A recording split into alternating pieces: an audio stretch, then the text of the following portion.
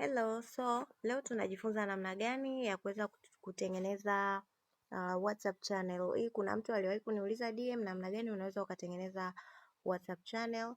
Sorry nimekuwa a bit quiet for a long time. Kuna mambo tu yalikuwa sio sawa, lakini I'm glad I'm back with good energy. So leo tunaenda kujifunza namna gani unaweza ukatengeneza WhatsApp channel.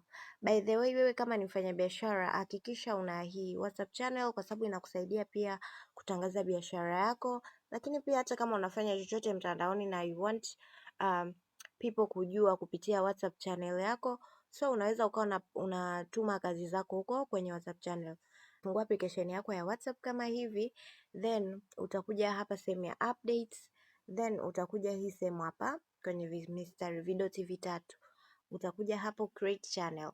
So hapa nitakuja continue. Ukishakuwa umekubaliana na hizi guideline na nini, utabonyeza continue, then hapa utaandika channel name ambayo unataka wewe uite. Labda mimi naweza nikasema content creation tutorials hivyo. Okay, tutorials au content creation mafunzo, chochote kile ambacho nataka kuname kwenye hii, then nita describe hapo. Nitasema nafundisha labda namna gani ya kuweza kutengeneza, namna ya kuweza kuedit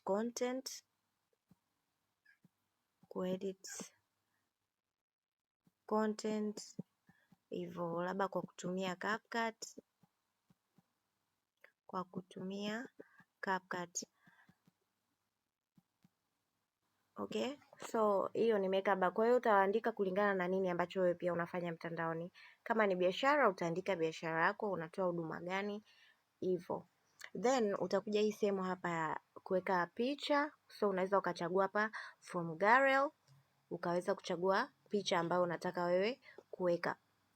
Okay, so mfano hata nikachagua hii, naweza nikaweka, au kama una logo unaweza ukaweka hivyo hivyo. Hapo you are good to go, uka create channel yako. So hivi itakuwa channel yangu ndio inaonekana kama hivi. I hope hapa kuna kitu ambacho umejifunza, na kuna settings zingine ambazo unaweza ukafanya we mwenyewe. Kama hapa ni unaweza ukashare link kama hivyo, lakini in case unataka hii channel pia kuiondoa, unaweza ukadelete kama hivyo. Na delete channel yangu. To delete anasema unaweza ukaweka namba ya simu. So hapo nikiweka namba ya simu itaweza kudelete hii channel yangu. Hapo nakuwa delete. So I hope kuna kitu ambacho umejifunza. Thank you and bye bye. See you on my